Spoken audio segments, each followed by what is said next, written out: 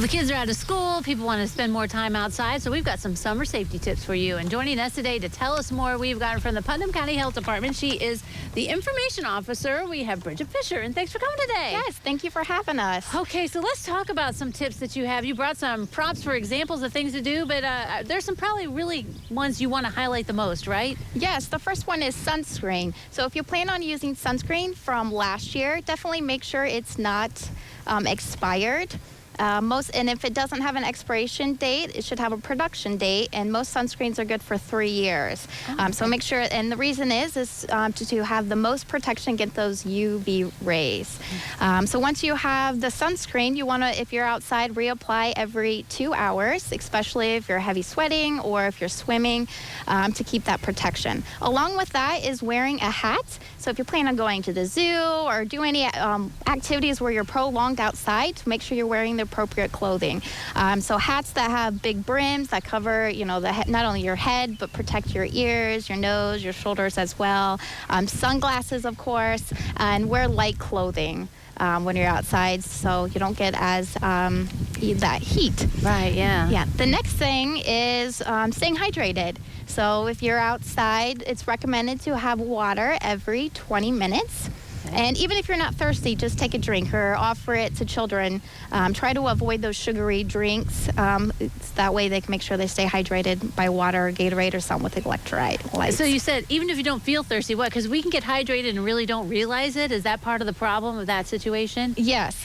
By the time you start getting thirsty, you already are a little bit dehydrated. Okay. So definitely stay on top of that. All right, very good. Yeah. All right. So also, make sure the kids are wearing helmets when they're outside and on their bike and that kind of thing, right? And just make sure you really think about the kids. Yes. As you're, share this information, with grandparents or those that are watching your kids, that they're wearing helmets, that they're wearing shoes when they're riding their bikes and not flip-flops because those can get caught and then they could fall. Another thing to switch gears is food safety. Okay. So the easiest thing to remember is keep hot foods hot and cold foods cold. So if everyone likes to grill, picnic, have foods outside, make sure you read the package, especially if it's meat, of what that needs to be cooked to. Use a food thermometer. And if you have a digital one, make sure it's calibrated, at the beginning of the year. That way it has the right temperature. And then for the cold foods, don't get them or bring them outside until it's ready to be served. So you may have to put them on an ice bath. And then if food is sitting out and you're not sure how long it's been out or if it's getting room temperature, when in doubt, throw it out. You don't want to get anyone sick, so when in doubt, throw out those leftovers. Right, yeah, exactly, because it is the time of year when we have more picnics and like family reunions and everyone's bringing some food and everybody wants to just browse and eat all day, but you got to be careful because you don't want people to get sick. Mm-hmm. Absolutely, exactly, yeah. Yes. All right. It's going to heat up next week.